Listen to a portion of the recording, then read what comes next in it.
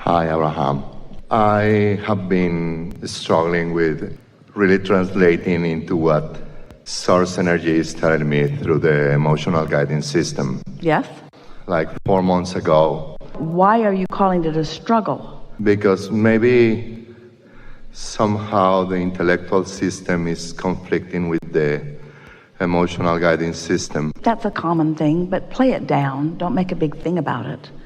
Don't you think your emotions are more noticeable to you than they used to be? They are heightened. We talk about it in San Diego in an event. You put me on the chair, Yeah? and how that emotional guidance system 9 years ago got heightened, and it's getting really stronger each day. But Well, is that a good thing? Are you telling us that you have no control over your thoughts so that you're having to endure a lot of negative emotion? maybe I am too attached to old way of being instead of listening to the emotional guidance system, and that it got heightened. It may take a while. In other words, we see all of you hold sort of stubbornly to some of your beliefs that don't serve you. Beliefs about aging and beliefs about being inadequate and beliefs about unworthiness. But little by little, they begin to dissolve and lose their grip on you. And something that is helpful, you wanted to do two things: help those dissolve a little at the same time that you are spending more time talking about what you do want. But we think it is interesting, and you are like so many people, and we understand it in this setting or environment.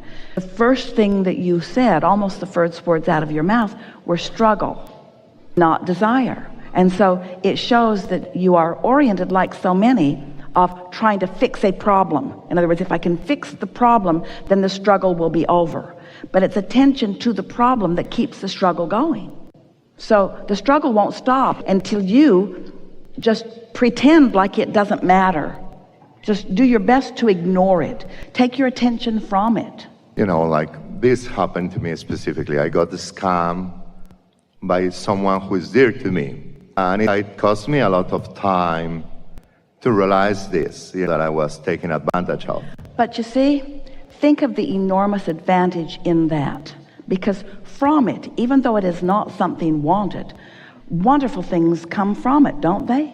Well, I have had to grow out of it, realize other things that I can do differently, and to really open my eyes and not allow that the love that I have for someone could hinder my relationship to my source. And that's not worth celebrating? That was so beautifully said and beautifully understood. So here's something that happened that nobody wants to happen, that is a sort of common occurrence and is sort of accepted as reality. And then a deliberate creator has it happen to them, and it makes you question a little bit. How could I have attracted something like this? Why would something like this happen to me? Yeah. And we want to say to you, isn't it a wonderful thing when something happens to you and you're able to see your part in the attraction of it? Yes? Now, here's the next thing that we want you to hear. Your part in the attraction of it does not mean that you were a negative creator or that you were a not good creator. What if it is part of the process of helping you to understand something that you really want?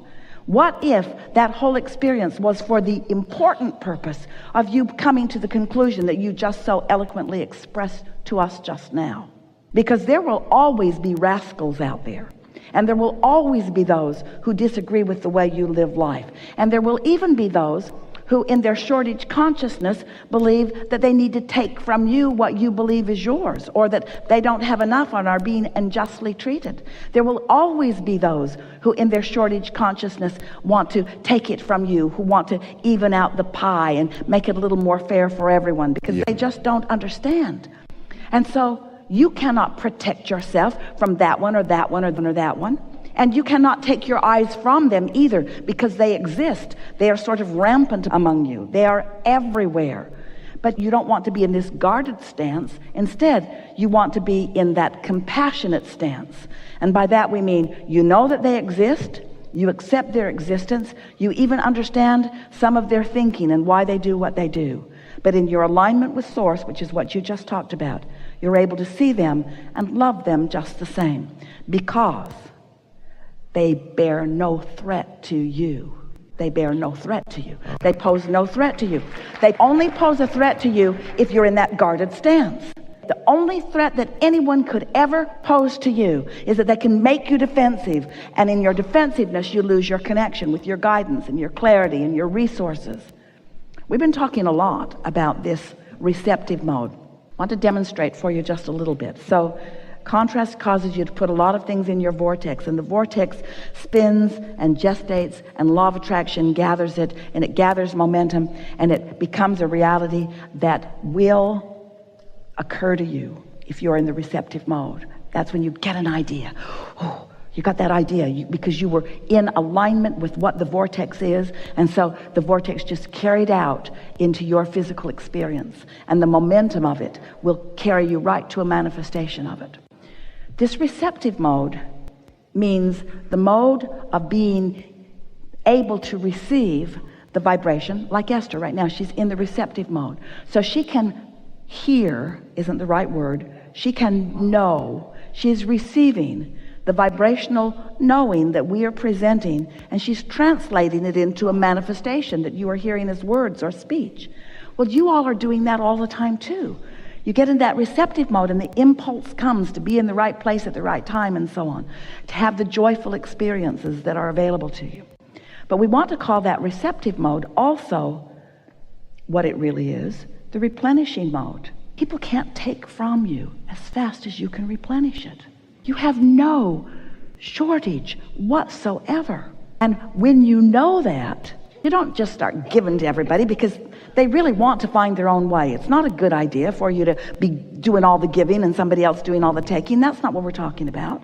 But when you are in that replenishing mode and flowing, then someone takes something from you, takes your time, or takes your attention, or even takes your assets or your money, and you stand in this knowing, I understand who you are. I've been there. I remember when I didn't know what I know, and I look forward to you coming to a time maybe when you'll know what I know, because I know shortage consciousness is very painful, and I'm glad to have given it up. But now I'm in the replenishing mode, and I know that this resourceful universe will yield to me all that I will allow. There's a stream flowing to me of ideas that will lead to manifestations. And as I tap into that, it's just uncanny how clever the universe is in guiding me to the resources and the abundance and the blessings that are for me, that I and others put into my vortex, that have been gestating, that are just for me. They've got my DNA in them. They're encoded for me. They're vibrationally mine to claim, and only mine to claim. No one can get into my vortex and take it from me, but I can deprive myself of it by worrying about you taking some dollars from me. I can deprive myself of my vortex and all the abundance of it, of all of the clarity and good timing and wisdom, and all of the millions and millions and millions and millions and millions and millions and millions and millions of dollars that are flowing to me, that will be a manifestation one day, unless I freak out and get upset about the paltry little stuff that you took from me in your ignorance of law of attraction. I don't damn you and I don't blame you. I understand you because I was there, but I don't do that anymore. I have other question. Is it short? Yes. I want your advisor to see if it's true what I'm feeling. Yeah. You know, it is. I used to sing mainly Barry White songs. Can you imagine what his singing voice sounds like? Thank you. But I realized this from the during beauty a of his time, speaking, how I was using my hands and somehow spreading or channeling energy, healing energy for the people while I was doing this. Yes. And people used to come to see me because they have realized that this guy can heal while he's singing and how he's using his hands. I got a little afraid and, embarrassed about this, and I stopped doing this. Then I came back to do this.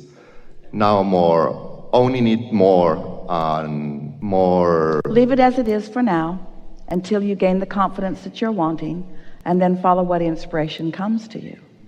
And let your knowledge of what it feels like when it flows through you be the thing that you're focusing on just for a little while. No question about it. It's something to flow and something to enjoy. Not something you're assigned to, not something you're supposed to do, not something that you need to do. Let it be something that you want to do. Line up with that. Just let it flow. Yeah, can't stop it. Can't stop it. This is a very good time for a segment of refreshment.